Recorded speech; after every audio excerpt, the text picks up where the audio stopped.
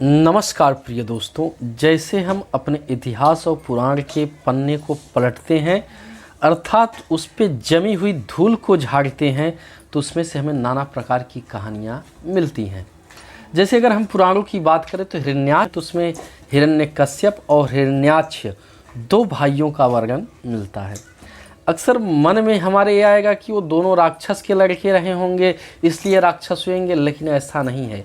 वे भगवान कश्यप जी के पुत्र और माता दीति के पुत्र थे।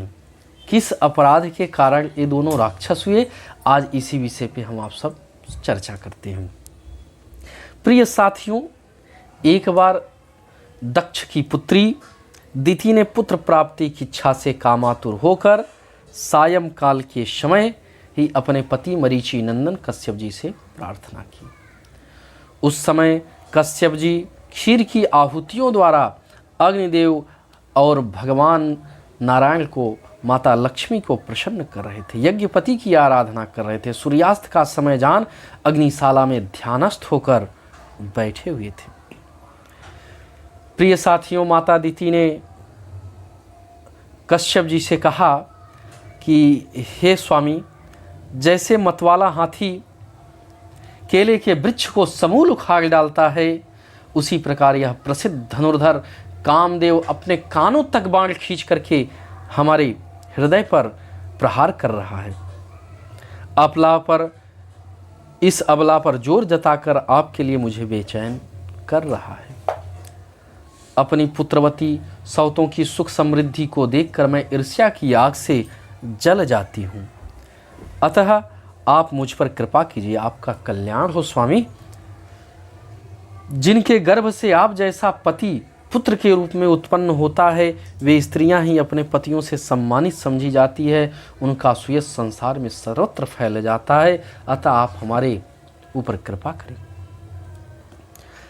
माता दीति कहती है, हमारे पिता प्रजापति दक्ष का अपनी पुत्रियों पर बड़ा स्नेह था। एक बार उन्होंने हम सबको अलग अलग बुलाकर पूछा कि तुम किसे अपना पति बनाना चाहती हो। वे अपनी संतान की सब प्रकार की चिंता रखते थे। अतः हमारा भाव जानकर उन्होंने उनमें से हम 13 पुत्रियों को, जो आपके गुण स्वभाव के अनुरूप थी, आपके साथ ब्याह किया। अतः हे स्वामी, हे मंगलमूर्ति, हे कमल नयन, आप मेरी इच्छा पूर्ण कीजिए, क्योंकि हे महास्वामी, आप जैसे महापुरुषों के पास दीन जनों का आना निष्फल नहीं होता। अर्थात मैं आपके पास आई हूँ तो जिस उद्देश्य से मैं आई हूँ वह मुझे अवश्य प्राप्त होगा। प्रिय साथियों, माता दीति कामदेव के वेग से अत्यंत बेचैन और बेबस हो रही थी। उसने उसी प्रकार बहुत सी बातें बनाते हुए दीन होकर कश्यप जी से प्रार्थना की। तब उन्होंने उसे सुमधुर वाणी में समझाते हुए कहा कि हे भीरू, हे प्रिय, तुम्हारी इच्छा के अनुसार मैं अभी अभी तुम्हारा प्रिय अवश्य करूँगा। भला जिसके द्वारा धर्म अर्थ काम तीनों सिद्धि होती हो, अपनी ऐसी पत्नी की कामना कौन नहीं पूर्ण करना चाहेगा। इस प्रकार जहाज पर चढ़कर मनुष्य महासागर को पार कर लेता है, उसी प्रकार गृहस्थ आश्रमी दूसरे आश्रम को आश्रय देता हुआ अपने आश्रम द्वारा स्वयं ही दुख समुद्र को पार कर जाता है। माननीय हे प्रिय, स्त्री को तो त्रिविध पुरुषार्थ की कामना वाले पुरुष का आधा अंग कहा गया है। उस पर अपनी गृहस्थी का भार डालकर पुरुष निश्चिंत हो जाता है। इंद्रिय रूप शत्रु अन्य आश्रम वालों के लिए अत्यंत दुर्जय है, किंतु जिस प्रकार किले का स्वामी सुगमता से ही लूटने वाले शत्रुओं को अपने अधीन कर लेता है, उसी प्रकार हम अपनी विवाहिता पत्नी का आश्रय लेकर इन इंद्रिय रूप शत्रुओं को सहज में जीत लेते हैं। ईश्वरी, तुम जैसी भार्या के उपकारों का बदला तो हम अथवा और कोई भी गुणग्राही पुरुष अपनी सारी उम्र में अथवा जन्मांतर में भी पूर्ण रूप से नहीं चुका सकता। तो भी तुम्हारी इस संतान प्राप्ति की इच्छा को मैं यथाशक्ति अवश्य पूर्ण करूँगा, परंतु अभी तुम एक मुहूर्त रुक जाओ, जिससे लोग मेरी निंदा न करें। यह अत्यंत घोर असमय राक्षस आदि घोर जीवों का है। यह अत्यंत घोर समय राक्षस आदि घोर जीवों का है और देखने में भी बड़ा भयानक है। इसमें भगवान भूतनाथ के गण भूत प्रेतादि घूमा करते हैं। स्वाद हे प्रिय, इस संध्या काल में भूत भावन भूतपति भगवान शंकर अपने गण भूत प्रेतादि के साथ लिए बैल पर चढ़कर हर जगह विचरण करते रहते हैं। जिनका जटाजूट शमशान भूमि में उठे हुए बवंडर की धूल से धूसरित होकर दैदिव्यमान हो रहा है तथा जिनके स्वर्ग कांतिमय गौर शरीर में भस्म लगी हुई है, वे तुम्हारे देवर ससुर महादेव जी अपने सूर्य चंद्रमा और अग्नि रूप 3 नेत्रों से सभी को देखते रहते हैं। अर्थात भगवान शिव जी के जो 3 नेत्र हैं, एक नेत्र सूर्य के समान है, एक नेत्र चंद्रमा के समान है और एक नेत्र अग्नि के समान है। वे तीनों नेत्रों से सभी को देखते रहते हैं। संसार में उनका कोई अपना या पराया नहीं है, न कोई अधिक आदरणीय और न निंदनीय ही है। हम लोग तो अनेक प्रकार के व्रतों का पालन करके उनकी माया को ही ग्रहण करना चाहते हैं, जिसे उन्होंने भोग कर लात मार दी है। विवेकी पुरुष अविद्या के आवरण को हटाने की इच्छा से अपने निर्मल चरित्र का गान किया करते हैं। उनसे बढ़कर तो क्या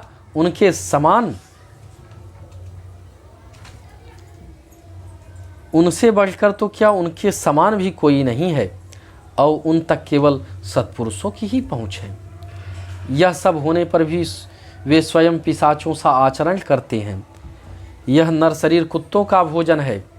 जो अविवेकी पुरुषात्मा मानकर वस्त्र आभूषण माला चंदनादि से इसको सजाते सवारते रहते हैं, वे अभागे ही आत्माराम भगवान शंकर के आचरण पर हंसते हैं। हम लोग तो क्या, ब्रह्मादि लोकपाल भी उन्हीं की बाधी हुई धर्म मर्यादा का पालन करते हैं। वे ही इस विश्व के अधिष्ठान हैं तथा यह माया भी उन्हीं की आज्ञा का अनुसरण करने वाली है। ऐसा होकर भी वे प्रेतों का सा आचरण करते हैं। अहो, उन जगत व्यापक प्रभु की यह अद्भुत लीला कुछ समझ में नहीं आती। प्रिय साथियों, पति के इस प्रकार समझाने पर भी कामातुर दिति ने वैश्या के समान निर्लज्ज होकर ब्रह्मर्षि कश्यप जी का वस्त्र पकड़ लिया। तब कश्यप जी ने उस निंदित कर्म में अपनी भार्या का बहुत आग्रह देख देव को नमस्कार किया और एकांत में उसके साथ समागम किया। फिर जल में स्नान कर प्राण और वाणी का संयम करके विशुद्ध ज्योतिर्मय सनातन ब्रह्म का ध्यान करते हुए उसी का जप करने लगे। प्रिय साथियों, दिति को भी उस निंदित कर्म के कारण बड़ी लज्जा आई और वह ब्रह्मर्षि के पास जा सिर नीचा करके इस प्रकार कहने लगी। माता दिति बोली, हे ब्राह्मण, हे स्वामी, भगवान रुद्र भूतों के स्वामी है। मैंने उनका अपराध किया है, किंतु वे भूत श्रेष्ठ मेरे इस गर्भ को नष्ट न करें। मैं भक्तवांछल कल्पतरु उग्र एवं रुद्र रूप महादेव को नमस्कार करती हूँ। वे सत्पुरुषों के लिए कल्याणकारी एवं दंड देने के भाव से रहित हैं, किंतु दुष्टों के लिए क्रोध मूर्ति दंडपाणी हैं। पर तो व्याध भी दया करते हैं। फिर वे सती पति तो मेरे बहनोई और परम कृपालु हैं, अतः वे मुझ पर प्रसन्न हों। प्रिय साथियों, प्रजापति कश्यप ने सायंकालीन संध्या वंदनादि से कर्म से निवृत्त होने पर देखा कि दिति थरथर कांपती हुई अपनी संतान की लौकिक और परलौकिक उन्नति के लिए प्रार्थना कर रही हैं। तब उन्होंने उनसे कहा, कश्यप जी ने कहा, दिति, तुम्हारा चित्त काम वासना से मलिन था। वह उस समय भी ठीक नहीं था और तुमने मेरी बात भी नहीं मानी था, देवताओं की भी अवहेलना की। अमंगलमयी चंडी, तुम्हारी कोख से 2 बड़े ही अमंगलमय और अधम पुत्र उत्पन्न होंगे। वे बार बार संपूर्ण पृथ्वी लोकपाल और अपने अत्याचारों से पृथ्वी को रुलाएंगे, देवताओं को परेशान करेंगे। जब उनके हाथ से बहुत से निरपराध और दीन प्राणी मारे जाने लगेंगे, स्त्रियों पर अत्याचार होने लगेंगे और महात्माओं को क्षुब्ध किया जाने लगेगा, उस समय संपूर्ण लोकों के स्वामी स्वयं भगवान नारायण प्रकट होंगे और तुम्हारे पुत्रों का दमन करेंगे, अर्थात उनका वध करेंगे। दिति जैसे ही सुनी, कहा कि हे स्वामी, यही मैं भी चाहती हूँ कि अब तो अपराध हो ही गया है। जब इतने अपराधी पुत्र उत्पन्न होंगे तो कम से कम अपने भगवान नारायण के हाथ उनकी मृत्यु होगी तो उनका भी वैकुंठ मिल जाएगा। अतः मैं बड़ी प्रसन्न हूँ कि उनको मारने के लिए भगवान स्वयं नारायण पृथ्वी पर प्रकट हों।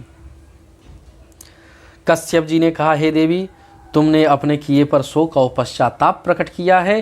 तुम्हें शीघ्र ही उचित अनुचित का विचार भी हो गया है तथा भगवान विष्णु, शिव और मेरे प्रति भी तुम्हारे बड़ा आदर जान पड़ता है। इसलिए तुम्हारे एक पुत्र के 4 पुत्रों में से एक ऐसा होगा जिसका सत्पुरुष भी मान करेंगे और जिसके पवित्र यश को भक्तजन भगवान के गुणों के साथ गाएंगे।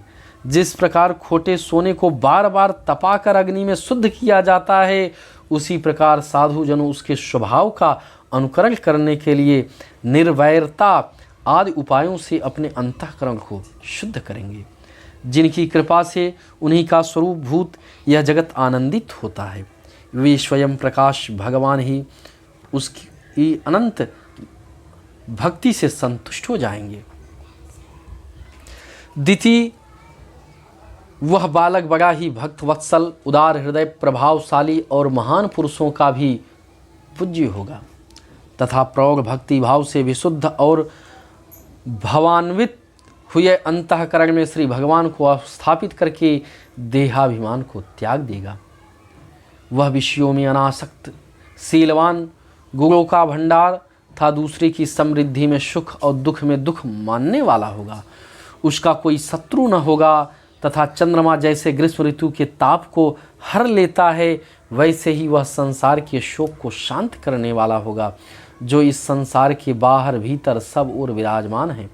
अपनी भक्ति के इच्छानुसार समय समय पर मंगल विग्रह प्रकट करते हैं और लक्ष्मी रूप लावण्य मूर्ति ललन का भी शोभा बढ़ाने वाले हैं था, जिनका मुखमंडल झिलमिलाते हुए कुंडल से सुशोभित उन परम पवित्र कमलनयन श्री हरि का तुम्हारे पौत्र को प्रत्यक्ष दर्शन होगा, अर्थात स्वयं नारायण तुम्हारे पौत्र को दर्शन के लिए आएंगे।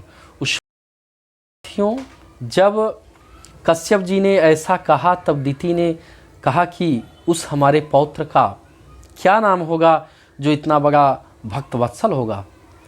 तब कश्यप जी ने कहा, हे दिति, वह पौत्र का नाम होगा प्रहलाद, जिसे भगवान स्वयं नारायण अपने दर्शन देने आएंगे। दिति को अपने पुत्रों से देवताओं को कष्ट पहुंचने की आशंका थी, इसलिए उसने दूसरों के तेज का नाश करने वाले उस कश्यप के तेज को 100 वर्षों तक अपने गर्भ में धारण किया, अर्थात 100 वर्ष तक उस दोनों बच्चे को अपने गर्भ में धारण रखा। उस गर्भस्थ तेज से ही लोकों में सूर्यादि का प्रकाश क्षीण होने लगा तथा इंद्रादि लोकपाल भी तेजहीन हो गए। तब उन्होंने ब्रह्मा जी के पास जाकर कहा कि सब दिशाओं के अंधकार के कारण बड़ी अव्यवस्था हो रही है। तब ब्रह्मा जी दिति के पास जाते हैं और दिति से कहते हैं कि हे पुत्री, तुम्हारे गर्भ में जो पुत्र हैं उन्हें तुम जन्म दो, जिससे कि ये दोनों पृथ्वी पर आए। और ब्रह्मा जी से दिति ने वरदान लिया कि हमारे पुत्रों का जो वध है वह भगवान नारायण के हाथों होगा, तभी मैं इन दोनों को जन्म दूंगी। ब्रह्मा जी ने कहा, हाँ पुत्री, तुम जैसा कहोगी वैसे ही तुम्हारी इच्छा पूर्ण होगी, अर्थात तुम्हारे दोनों पुत्रों का वध करने के लिए भगवान नारायण पृथ्वी पर प्रकट होंगे। इसके बाद हिरण्याक्ष और हिरण्यकश्यप नामक 2 पुत्र हुए, जिसे मारने के लिए भगवान को प्रकट होना पड़ा। हिरण्याक्ष का वध करने के लिए भगवान ने वराह रूप धारण किया और हिरण्यकश्यप का वध करने के लिए भगवान ने नरसिंह रूप धारण किया। हिरण्यकश्यप का वध करके भगवान विष्णु ने नरसिंह रूप में प्रहलाद जी को अपना दर्शन दिया। प्रिय साथियों, यह आशा करता हूं कि यह वीडियो आपको अच्छा लगा होगा।